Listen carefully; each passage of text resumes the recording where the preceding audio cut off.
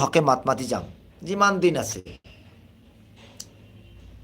আজি আৰু এটা কথা, অসমৰ মুখ্যমন্ত্ৰী যদি হিমন্ত বিশ্ব শৰ্মাই মিডিয়াৰ সন্মুখত 5টা কথা কয় তেনেহ'লে 10টাই ভুল পৰে।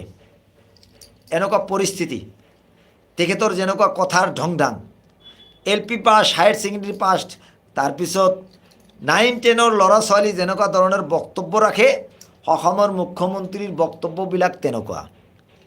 অসমৰ মুখ্যমন্ত্ৰী কৈ আছে যে মই মাইনৰিটি মুছলমান মানুহক হাৰাশাস্তি কৰিমে। আপুনি আৰু কিমান দিন কৰিব পাৰিব? 4 মাহ। 4 মাহ পিছত আপোনাৰ পৰা গাদীটো যাব। আকৌ যদি মুখ্যমন্ত্ৰী হ'ব নোৱাৰিব তেনেহ'লে আপোনাৰ কাৰণে জেলখানাটো মুকলি হৈ আছে, তাতেও যাব লগা হ'ব পাৰে।